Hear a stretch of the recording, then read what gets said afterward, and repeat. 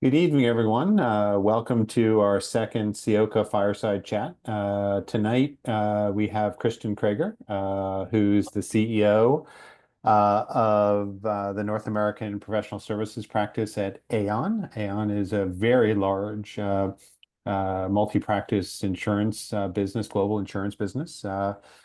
Um, Kristin is class of 91. She's also an attorney, having graduated from Suffolk Law. She's currently responsible for the growth across many different practice areas, which I'll have her explain, across North America. She's been with Aon since 2012.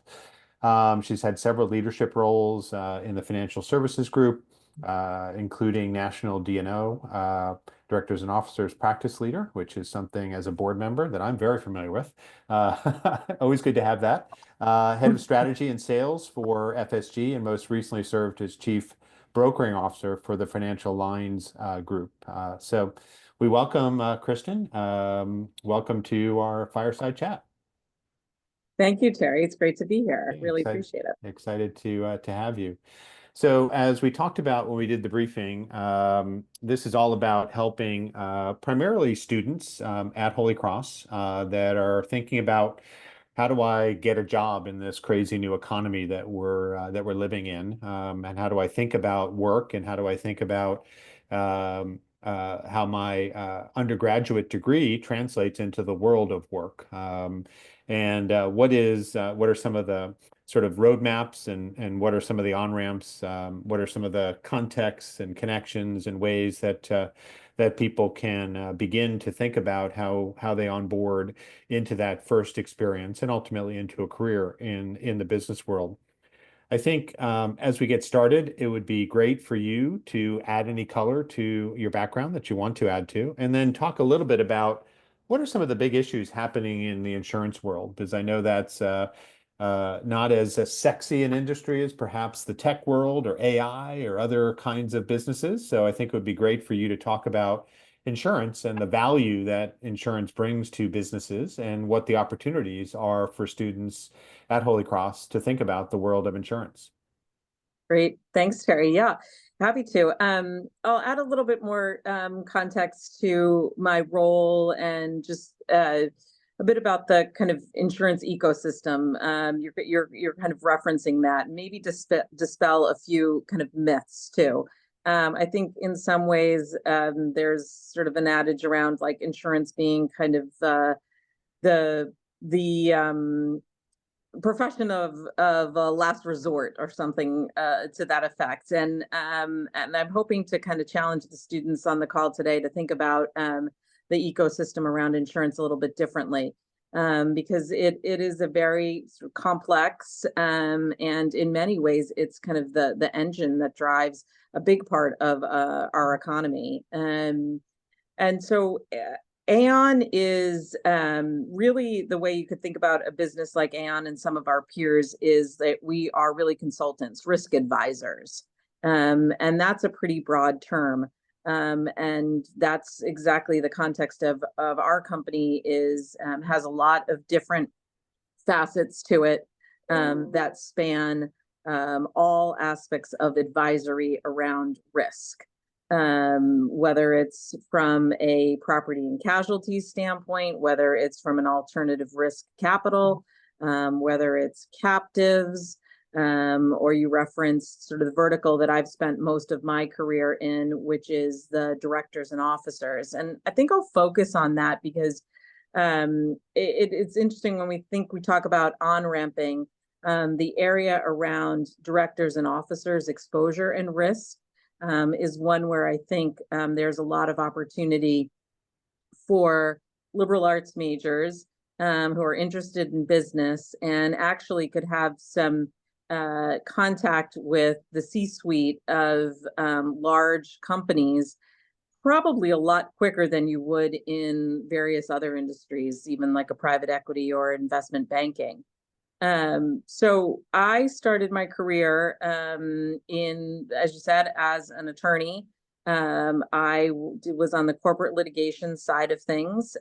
So really grew up on that side of being in a boardroom, seeing, advising and defending cases when directors and officers of companies are being sued by their shareholders. So that kind of really foundational part of my career was really the springboard for where I am today. And that kind of access to seeing litigation against companies, directors and officers, and the company itself, and then how that litigation is resolved. One of the reasons I left private practice, I was in private practice for 10 years. If you talk to my mom and dad, they were like, why in the world did you leave a practice at a large Boston law firm, and you were going to be partner there, and what are you doing, kind of thing. I never looked back. When I left private practice, it was an extension of what I was doing, and I really saw the opportunity to go into the risk advisory business as seeing more of the company, so actually doing more of the business, because I felt as a litigator, you would really only see that litigation, and particularly securities litigation.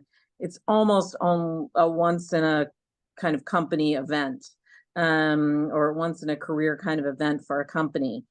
So you only saw them through litigation. When I went on the risk advisory side, I really was seeking to see more of the business, right? So what happened before the litigation? What were the prophylactic kind of advisory that could have gone into preventing the litigation or mitigating the litigation? And then what happened after? How did the company kind of get past that litigation? How did it rebrand itself? How did it get past maybe a very large settlement that from a financial kind of standpoint, that hit the balance sheet? So that risk advisory world was just that much broader. And that opportunity to kind of see and impact the business.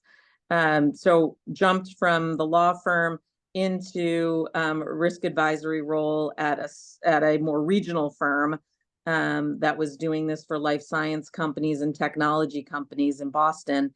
And then kind of the next step of my career was working with larger companies, and coming to Aon allowed me to do that. We really support like the Fortune 100, the Fortune 50, and to be able to do that at on a larger scale with larger, even kind of some more complex companies. So that's just sort of a quick summary of my career path. But there were, a number of steps in between, graduating from Holy Cross and, ultimately sitting in this CEO role. And I look forward to kind of talking through some of those with you. Yeah, so Kristin, I'm interested. What did you study when you were at Holy Cross? I'm just curious. Funny, I was a political science major. I'd switched. I went in as a sociology major, so had about a year of that under my belt, and then moved to political science. And how did some of those liberal arts, I'll call them capabilities, competencies, skills, experiences, how have those translated into your career and to your current role, and how do you see those playing out in the future?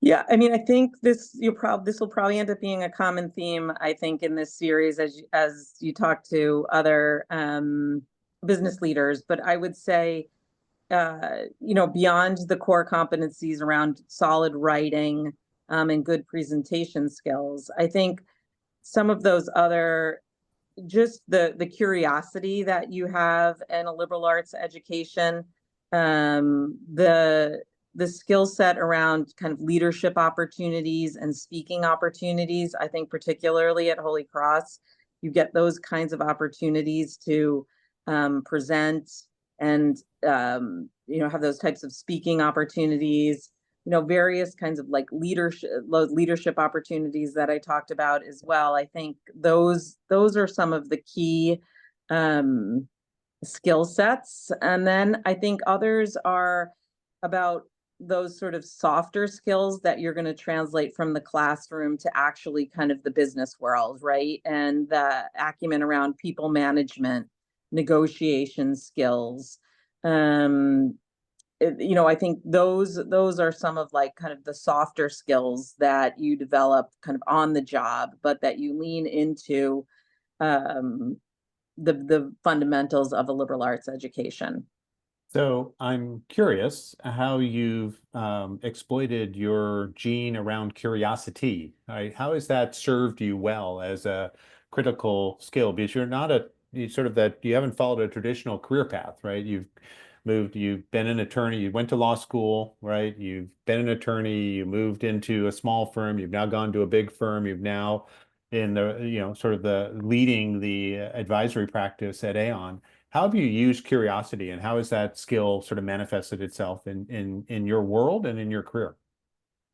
Yeah, I think a couple different ways. I think when I look at my career moves too, I think it was rooted in curiosity, in sort of learning more, in wanting to understand more about my client base, wanting to understand more about the larger kind of picture of impacting business.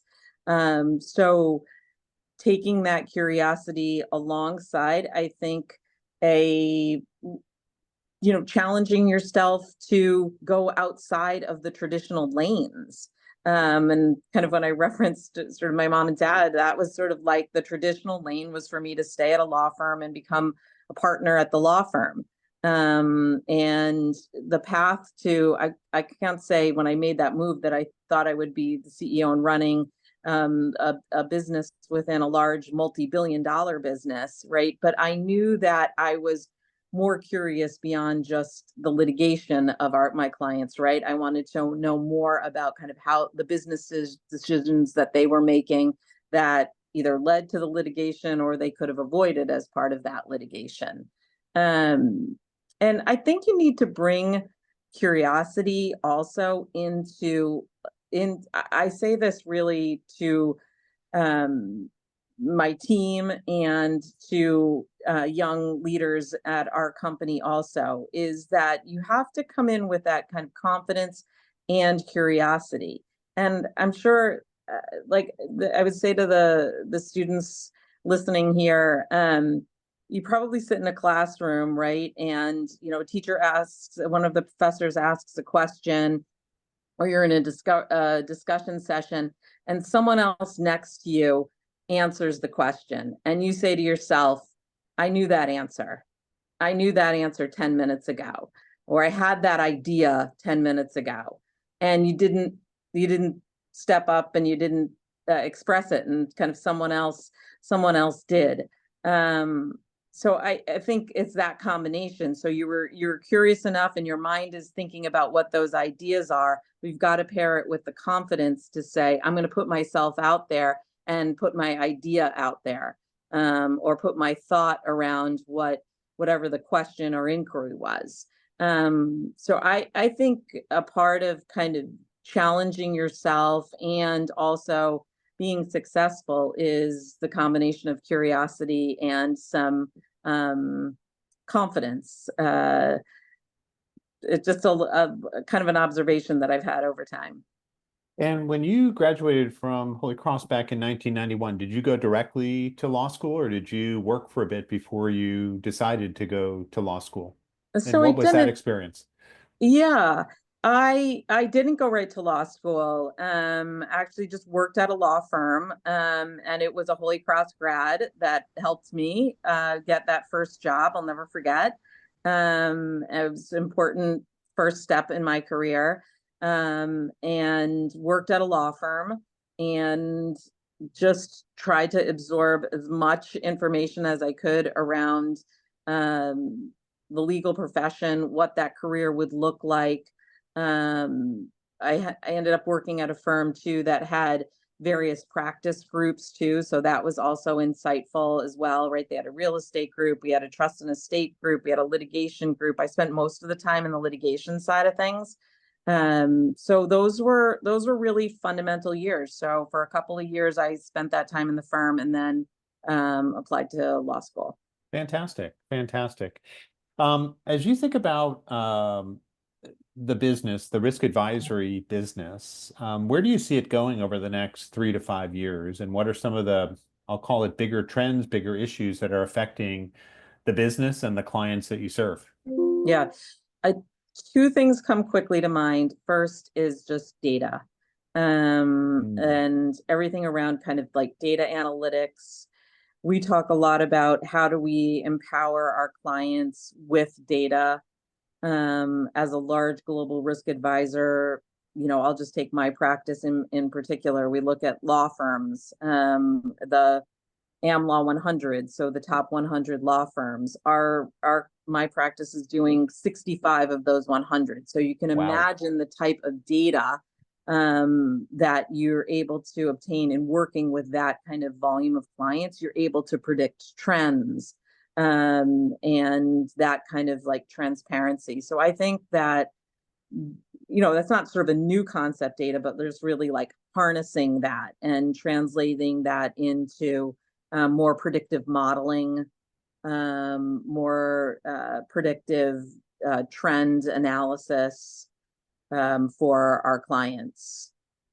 And, I think really today to a discussion really does not complete without kind of talking about the impact of AI. That is definitely very meaningful, particularly to the verticals that I work with. So our clients in my practice group are law firms, accountants, and consultants. And how will they be utilizing AI? How is that going to impact their practices? So I would say that would be kind of the two. And then I just would tack on too, Terry, that I think the other more macro trend is around kind of workforce and how do we compete for the talent? How do we retain our talent? How do we remain flexible? How do we meet DE&I objectives and really have we think about like how is our company a company of destination, right? That you'd want to build your career at. Wonderful. So that's a good pivot to what kinds of young people just coming out of college, specifically Holy Cross, are you recruiting into your firm, and what competencies are you looking for? You talked about some of those earlier, but as you think about entry level roles at Aon in the risk advisory business, what are some of those, and what are some of those on ramps for students that come out of Holy Cross? Yeah. Um, a few things. So I think high like presentation skills are significant because for in risk advisory, you're very quickly in front of a client. And for us, again, in my vertical, that's managing partners of law firms, that's general counsels of law firms, that's partners at big four and large accounting firms. Again, same is true managing partners at consulting firms. I mean, very sophisticated, high business intelligence. So you've got to have the presentation skills, leadership skills. I would say we're really looking for anything that you're doing in your college experience that shows leadership skills, and the ability to kind of translate that into the workplace. How is that going to translate into challenging situations that you've had to navigate, even if you're talking about like a roommate situation or if you're on a team? I love to hire college athletes. I think there's a lot to be said for the focus on common goals and teamwork. So any college athletes out there, any Holy Cross college athletes, I think talking about how you're goal setting, where you've had leadership in those opportunities, I think those are very core competencies to be able to have. And then using some of your classroom work, how does that kind of translate? I actually spent a little time, Terry, like just preparing and looking at the Holy Cross curriculum and some of the course selection. And what I again sort of challenge the students listening to this call to think just beyond those typical classes that you think are business oriented classes, right? So classes like you'd find in the ECHO-ACT vertical around, financial accounting or corporate finance, data analytics, all great. Really nice to see that on a resume. Nice to be able to talk about those specifics. But to me, it's also the students that are taking classes like, judgment and decision making. Or in psychology, Holy Cross offers a class that's like motivation and goal pursuit, right? So taking some of those types of classes, and again, what did you learn maybe in theory there or in practice there? And how do you see that translating to you individually contributing to the team? Those are kind of the unique qualities that I think are important for candidates to talk about in an interview and highlight as part of their interview process.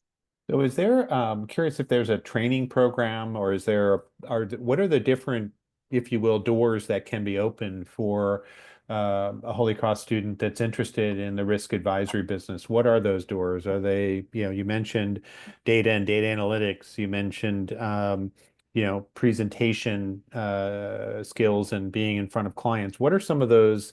Is it marketing? Is it sales? Is it data and analytics? Is it tech? What are those different, if you will, doors that are open, and what's that training look like, or what's that Yeah. onboarding look like if somebody was really interested in it? So in the ecosystem, in that insurance ecosystem, like one area for job opportunities would be like the risk advisory, like we're doing brokerage, right? And that has like the brokerage arm, and it also has the risk advisory arm. Many of our company and large competitors have excellent training programs. So you come in at Aon as a launch candidate in our launch program, and you would cycle through different parts of our business, and then kind of determine from there where your interests are. Lots of opportunities around that. I mean, one of the amazing things about not this is a commercial for my company so much as just like looking at global companies. So one of the big advantages too of a global company like ours is that you have opportunities in lots of different offices. We're in 120 different countries. So there are opportunities all around the globe. And I think any candidate's sort of willingness to explore global locations is big too. But I'll just sort of add, just to fill out the ecosystem, to kind of think about like underwriting is another piece of that. So where you're at an insurer and doing underwriting, that is a amazing training ground for, particularly, Terry, you mentioned kind of like the D&O space. If you're an underwriter in the directors and officers space, you are looking at the K's and Q's for public companies, and you're looking at the business profiles for private companies, and you're learning everything about the business, and you're analyzing the business, and then you're giving an evaluation on whether or not you should take on that type of risk into the portfolio. So that's another just area or part of the kind of insurance ecosystem that probably isn't as intuitive for a college student, but more research in that space, you'd see what kinds of really amazing opportunities there are to kind of enter the business world. Fantastic. So underwriting, is it a little bit like a financial analyst, in the sense that you're looking at holistically at the company and really trying to understand sort of all the ins and outs of that company and who they compete with and what they do in the market, and trying to risk adjust kind of the way you might provide insurance to that company, depending on That's right. Okay, interesting. Yeah, so it's exactly the same thing. That sort of skill set that they're looking on financial analysts is the same kind of skill set for underwriters, particularly, as I said, in this kind of D&O vertical. Got it. I mean, the other very, very dynamic world within the insurance ecosystem is cyber. I mean, when we That's talk going to about come kind to of that. macro Yep. trends, yeah, is the whole cyber that is not going away. It's probably the number one in any industry vertical. You're in any boardroom now. Those are board level conversations around what is our cyber exposure, and how do we mitigate against that? So just double clicking back to two things, and I'm curious on the data and data analytics side of things in your business, and just so everybody understands, within Aon, Kristin runs about a $300 million business, so it's really of size with these organizations that she supports. Is there a data sciences capability that comes to the ability to analyze the data and actually come up with insights out of that data? Is that a skill set that you're hiring into your business? We are. It's probably the most growing part of our business too, is around data analytics. And there's some more traditional routes there, like an actuary. There's Yep. probably, that's a significant and very meaningful career trajectory around kind of the actuarial vertical. But also just the translating kind of some of those actuarial models or those data models again into whether it's product solutions or kind of business solutions, is a whole growing area for certain.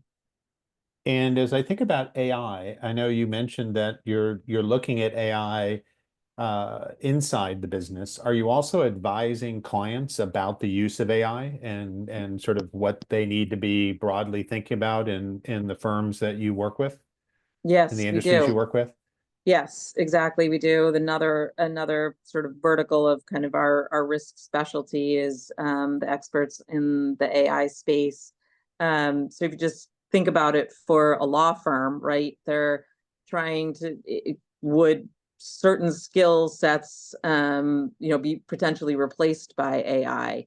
And law firms are kind of all over the spectrum on their analysis of utilization of AI. There's some that are saying completely sort of resisting it altogether. There's others that are embracing it and saying we're going to create our own AI platforms, as a way for researching law and Right. generating briefs and the like, right? And then there's the universe of firms that are embracing Copilot or sort of other AI generated tools. And how do you think about, in the context of Holy Cross, the ethical use of AI? How do you think about that broadly as a business leader that's sort of immersed in that, both within your practice and within Aon in general, which is a multi-billion-dollar global business, and then with your clients? How do you think about that, and what are some of the perspectives you would communicate to Holy Cross students to be thinking about as they're looking at sort of exploring the use and application of AI? Yeah, we talk about this. I don't even, I think there's not really an answer for that Hmm. yet, right? We're all trying to create some of those kind of guardrails around it, to help us define what the sort of ethics are on the utilization. I think some features of that are easier than others. Like, for example, client information.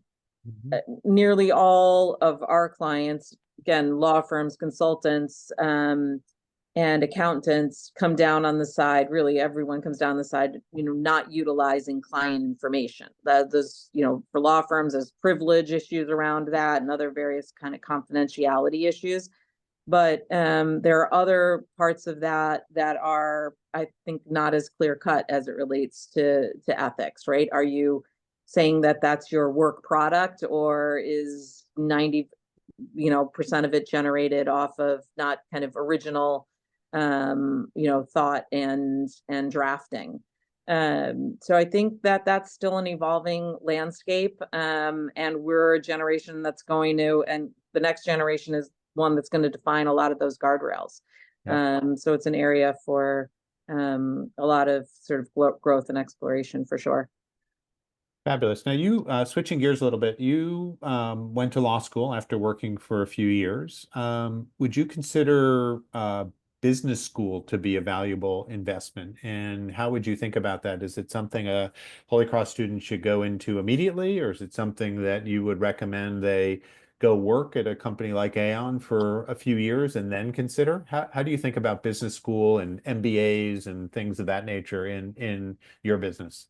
Yeah, it's a great question. I'll probably lean into the way that I did it because I felt like working for a little bit gave you more experience into just sort of the realities of like being in an office, working with a team, exploring areas of interest and making sure it's something you like. Because I feel like law school and business school is a big commitment, time wise as part of your career and financially as part of your career. So you want to make sure that it's a decision that you want to be invested in and be more passionate about. So I'd lean on the side of encouraging students to find a job first and then see how you can work in though going to law school or to business school or both of those paths together. I think a lot of large companies still are investing into talent in having them go back to school, being able to fund some of that as part of their employment. I think those are all advantages that are really worth exploring with companies along and being able to do that alongside kind of gaining a real life, experience. Wonderful. No, super helpful. As you think about internships, how does Aon approach internships, and when do you recommend students at Holy Cross? Is it becoming a rising sophomore, a rising junior? Do you wait till you're a rising senior? What's sort of the approach, and what would you advise and guide Holy Cross students to be thinking about internships if they're interested in the world of risk advice and underwriting and insurance in general? I would say that a lot of, again, within that ecosystem, there are a lot of opportunities for internships, whether it's at insurers, insurance companies, brokerage, and we have a whole program around internships. I would say it's largely and this is not formulaic, but like largely a kind of rising junior kind of opportunity. Where you've got a couple, a year to a year and a half sort of under your belt in some core curriculum, and some areas of interest. So what classes that you've taken have sort of piqued your interest and ability to kind of, again, talk about those with respect to where the opportunities are. So I would say it's like your summer, your junior year, and then, posturing that for employment your senior year. And have you, if I think about today, have you hired your intern class for the summer already? Is it something you would have been recruiting for back in the fall of this year? That's Or right, exactly. okay, Yep. We put out our offers to, in fact, in my group, we had 4 college students who interned, and we put the offers out the beginning of the fall. And they will be employed after graduation. got it. Okay, excellent. So note to students, start sooner. So fantastic. Talking about what makes Aon an attractive employer, you mentioned a bunch of items that make Aon an attractive employer. One of the topics that is the rage is hybrid work. And, should everybody be back in the office 5 days a week? Should everybody be remote and virtual? Is there some in between? How does Aon think about that? And what's your personal view on hybrid work, particularly for entry-level students stepping into the world of work and the ability to network and mentor and things of that nature? Yeah. Also a very good question, and one that is very top of mind. And I was at a leadership meet. I had my leadership team in a week ago in New York, and we talked very specifically about this. I think we need to have a degree of flexibility. Again, coming from a generation who was in the office 5 days a week and commuting into big cities and facing those kinds of challenges, family pressures, going to your son or daughter's, soccer game and being able to make that or not being able to make that, and having a balance. So I'm of the school that you need a balance, school of thought that we need a balanced approach to that. But I would say I think it's a minimum of 3 days to 4 days in the office, is really kind of where I personally fall on that decision making. We have to be a reflection too of like our client base as the way that I'm talking about it with our team. Many of our law firms have kind of mandatory back into the office schedules. So we have to sort of match what their expectations are as well as our accounting and consulting clients. This is not a novel concept, but I really believe a lot in culture. And I think it's very challenging to build a culture over a screen, and that you need to be in person. And so much of the learning happens in sitting in some of those impromptu meetings. I may have even shared with you, Terry, I did a little bit of my own kind of science experiment, I guess, over the last couple of months, where I took notes like each day that I was personally in the office around organic things that happened just because I was in the office. And in many instances, it tracked directly to revenue, to new business opportunities. So I think it's very difficult to deny the fact that organic things happen when we're in the office together that lead to revenue opportunities. And there is a significant amount of just cultural team building that happens in person. So double click on that for the students. What's the benefit to a young person joining a firm like Aon to be in the office with their colleagues? What are the benefits that come to mind? Even thinking back to when you started your career and being in the office with fellow early employees, in addition to being with other leaders in the organization. What are some of the benefits that come to mind? There's so much that happens in just like being in a meeting and that you can exchange of ideas that happen in person. And I think particularly with advisory, you're constantly running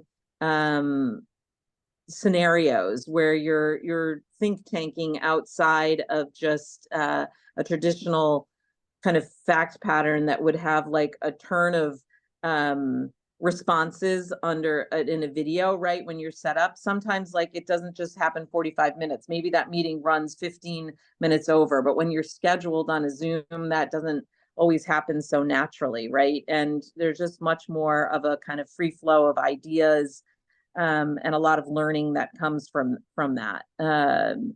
So I think it's that kind of experience that you get when you're in the office, and opportunity. I think a lot more opportunity happens when you're in person, and when you're early in your career, it's all about opportunity. It's, am I actually going to sit in that meeting, and are they going to get a chance to see me in person live and giving my sort of view of things, or would I be added to a meeting that just kind of impromptu got put together, that probably would not happen as naturally over a video. So opportunity. And I think that's if there's a takeaway, and I hope there are several from this conversation, but one is about creating opportunity for yourself, whether it's by reaching out to Holy Cross graduates and networking. When you're in a job, always be looking for the opportunity. That might be your one chance for a manager or someone who isn't your manager, to see you shine. And you always want to be looking for those opportunities.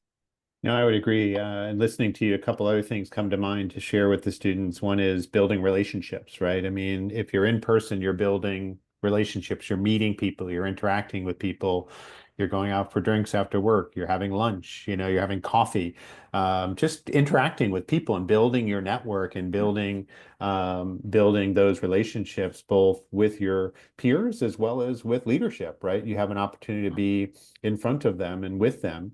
The second thing that comes to mind is what I like to call the "do you have a minute?" Right? The tap on the shoulder after a meeting or between a meeting when somebody says, "Hey, walk with me. I've got an idea."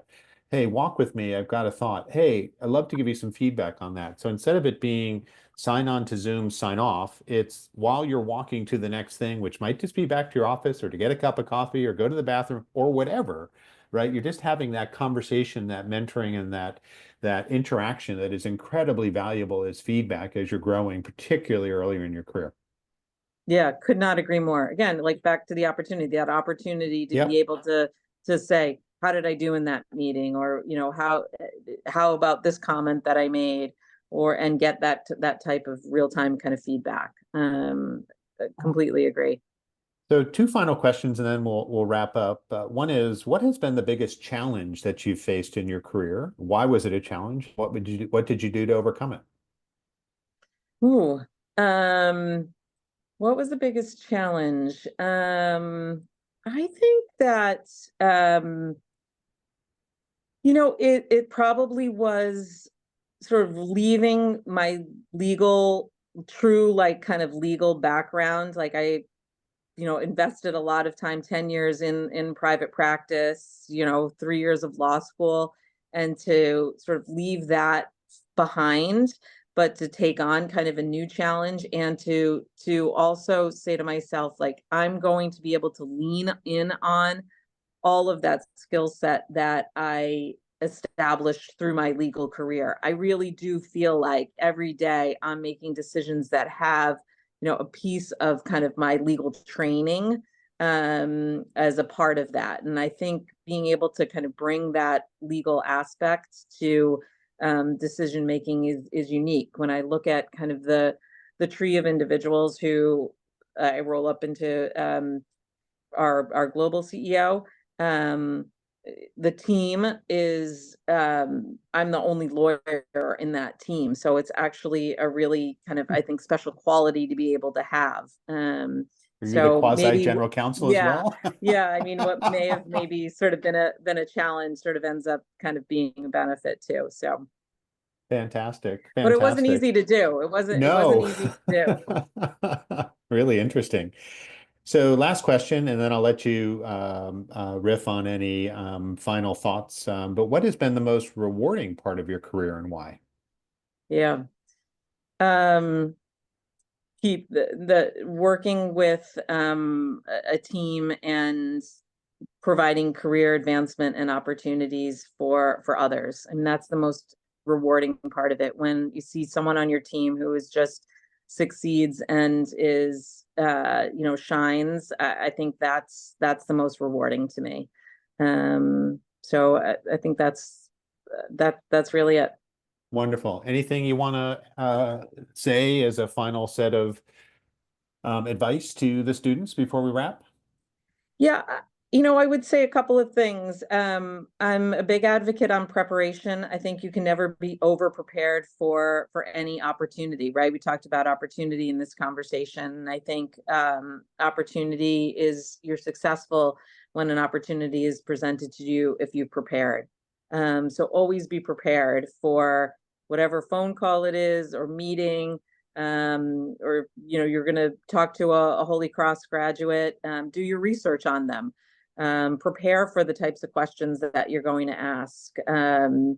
So preparation, and also just putting yourself out there. Take risks. Take a risk like I did, leaving a pure kind of legal career behind to kind of jump into the business world. Be be confident in yourself that you're going to be able to kind of execute even when you're going to take a risk. So those are a couple little nuggets. Wonderful. One more that I just thought of. If you think about your career, and I borrow this from Guy Raz, who does his own podcast on entrepreneurship, As you think about how much of your career has been hard work, due to hard work, the success that you've had, and how much has been due to luck, right place, Mm, right time, how would you balance that? How do you think about that? 90%, 90 to 95% hard work. Fantastic. Yeah, luck is when hard work meets opportunity, I think, yeah, you really, there's no exchange for hard work. Kristin, thank you so much for your time tonight. This has been fantastic. Really appreciate the conversation. I think the insights that you've provided have just been spot on, and I think they'll be incredibly valuable to the students at Holy Cross. So thanks so much. Oh, great. I'm happy to. It was a privilege to be asked. And Holy Cross is a great place, and will always, always have a special place in my heart. So, uh, Fantastic. yeah, thanks so much. Thank you so much. Bye for now.